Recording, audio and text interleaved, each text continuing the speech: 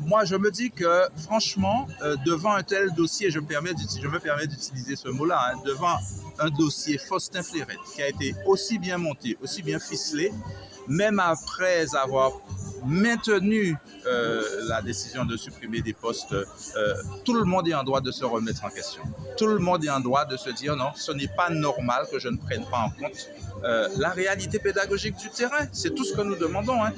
Prendre en compte la réalité pédagogique du terrain pour permettre à nos élèves d'être bien encadrés, mieux suivis, mieux accompagnés. Ça doit être étendu à toute la Guadeloupe pour le coup. Alors après, c'est au cas par cas.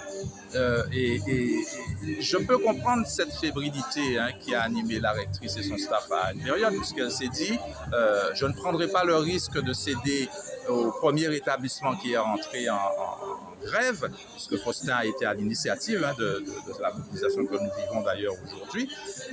Peut-être que si je cède, les autres vont monter au créneau. Non, nous pensons que le mot que nous devons retenir, c'est une question de justice. Les établissements ne se valent pas, c'est pas parce que Faustin réclame leur établissement d'un certain nombre de postes que tout le monde, c'est à voir au cas par cas. L'essentiel, c'est que ce soit l'élève qui soit pris en compte, ce soit la réussite des élèves qui soit prise en compte. Et puis, on examine au cas par cas. Je veux dire, les équipes pédagogiques sont les mieux placées pour savoir ce qui est bon pour elles au sein de chaque établissement, au sein des établissements respectifs. Donc, nous considérons que, enfin, nous avons été entendus, certes partiellement.